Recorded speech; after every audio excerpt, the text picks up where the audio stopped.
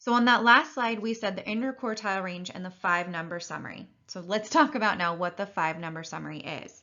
So that 5-number summary lists the minimum value of the data, quartile 1, the median, which is quartile 2, quartile 3, and then the maximum value. So that way we can find the range by taking the maximum minus the minimum, and we can find that interquartile range, so that middle 50% of data, how that's spread out by taking Q3 minus Q1. Now we can use all of these values, this 5-number summary, to create what's called a box and whisker plot, and sometimes you're going to see it called a box plot. So what that is it's a graphical representation of the 5-number summary. Each region of the box and whisker plot contains approximately 25% of the data values. The box portion is a visual representation of the interquartile range. To draw a box plot, follow these steps. First, draw a number line that extends a little beyond the minimum and maximum values and choose a scale. Second, draw vertical lines at the first quartile, the median, and the third quartile, and connect them to form a box. This is the middle 50% of the data. And lastly, you'll extend whiskers out to the minimum and maximum values. So let's put these steps into action. Find the 5-number summary and create a box plot of the following data set: 43, 44, 67, 64, 28, 56, 47, 31, 31, and 25. So the first thing that we need to do is put these values in order. So 25, 28, 31, 31, 43, 44, 47, 56, 64, and 67. All right, so first let's find that median, because that's going to help us figure out quartile 1 and quartile 2. So we need to split this data in half. So there are 10 values that I have here, so that median is going to fall between 43 and 44. So again, if you have two values, so we'll call this Q3 or Q2 or the median, that this falls in between, we find the average of those. So we'll take 43 plus 44 divided by 2, which gives us 43.5. So that median value is 43.5. So now I've cut my data in half. So to find quartile 1, find the median of those bottom 5 values. So the value that falls in the middle is 31. And our minimum value is 25. In the upper half of data, in those 5 values, the middle value, the median, is 56. So that's quartile 3. And our maximum value is 67.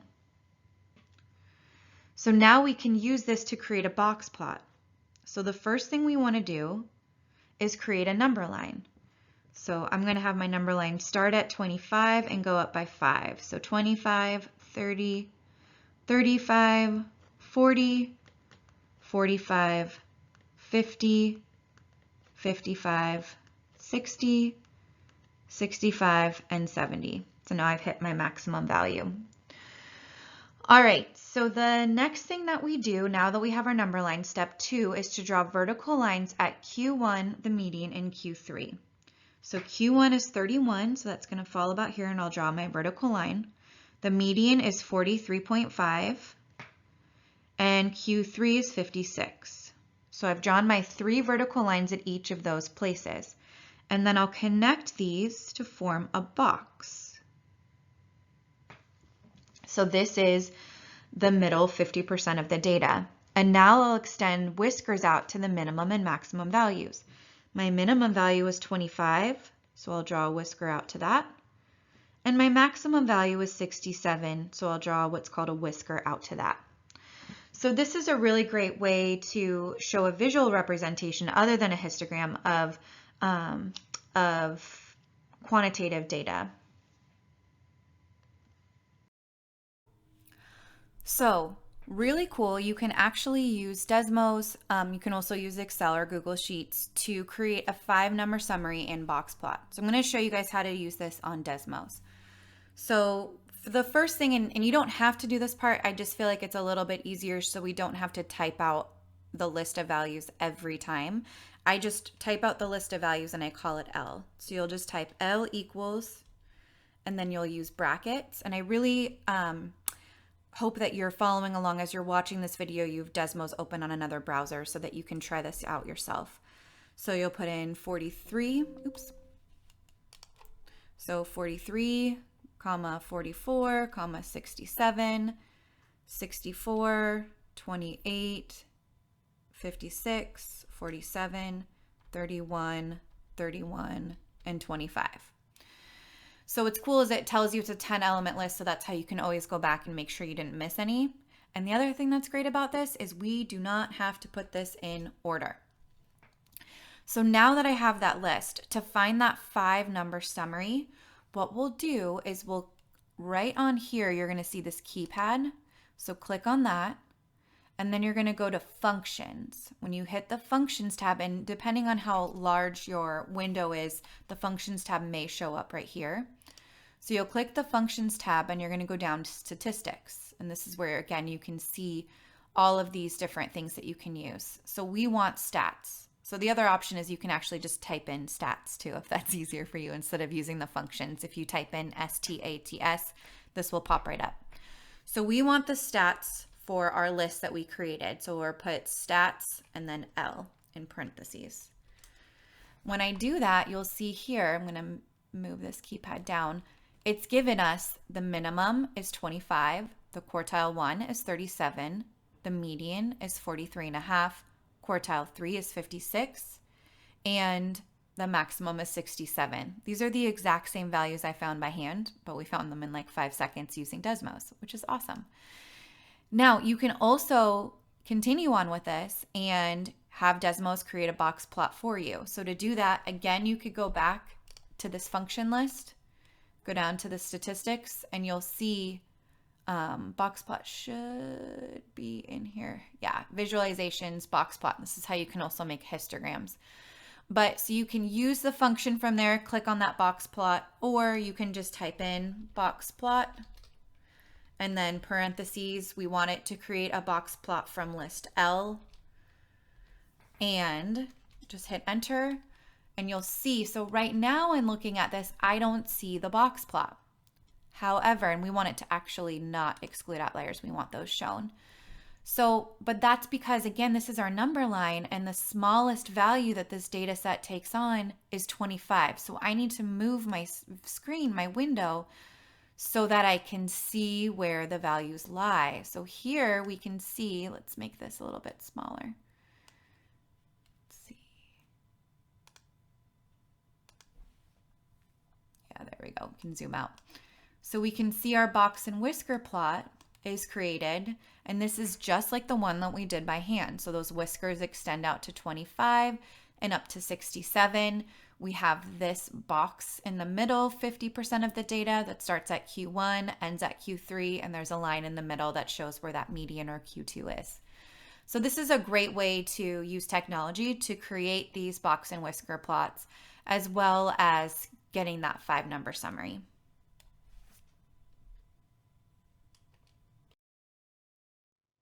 Now that we know how to create a box plot and what the 5-number summary is, let's use these box plot graphs to compare sets of data. So below are the box plots of service times for fast food restaurants. Compare the length of time to get served at the 2 restaurants. Which one should you choose if you're in a hurry?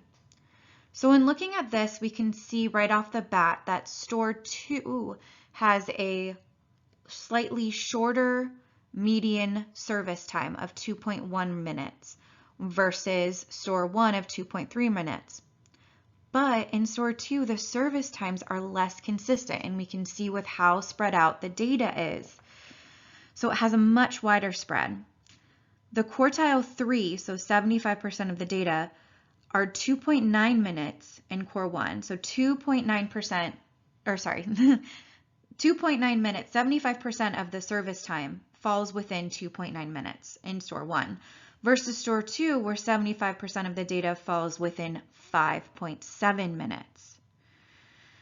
So if we're trying to figure out which store should we go to if we're in a hurry, that kind of depends on your opinion and your luck, because although store 2 has that shorter median of 2.1, and clearly it has also a shorter minimum value of 0.5 minutes versus 0.7 minutes, you're kind of, that data is so spread out, like you might get lucky and fall within the first 50% of data, which would get you below 2.1, or you're going to fall above that. And so since that's so spread out, there's a really good chance that you're going to have to end up waiting longer than, the 2 minutes. And so you could wait all the way up to 9.6 minutes. So I would personally choose store 1, just because of the fact that 75% of the orders, so once I get to this Q2 area right here, the service time is 2.9 minutes or less, versus 75% of the orders in store 2 are 5.7 minutes or less. So for me, I personally would choose store 1, but it's completely up to you. So let's compare two more sets of data, like one more time, to just make sure we're all on the same page. The box plots below show the 5-number summary of birth weights in kilograms of infants with severe idiopathic respiratory distress syndrome, also called SIRDS. The box plots are separated to show the birth weights of infants who survived and those that did not. What can we conclude from this data? So in comparing the two groups, the box plots reveal that the birth weights of the infants that died appear to be overall smaller than the weights of the infants that survived. And this is real true data, just so you guys know. So in fact, we can see that the median birth weights of infants that survived are about the same as the third quartile of the infants that died. So similarly, we can see that the 25th percentile, or quartile 1, of survivors is larger than the 50th percentile, so the median, for those that died, meaning that over the 3 quartiles of survivors that had a birth weight larger than the median birth weight of those that died. Looking at those maximum and minimum values, so the maximum values for those that died and the third quartile of the survivors, we can see that those are about the same. And we can also see that over 25% of the survivors had birth weights higher than the heaviest infant that died. So although these box plots give us kind of a quick and though informal way to determine the birth weight, or to look at things and make any conclusions, we can look at this data and we can informally determine that birth weight is quite likely linked to the survival of infants with SIRDS. So the higher the birth weight, the more likely they are to survive.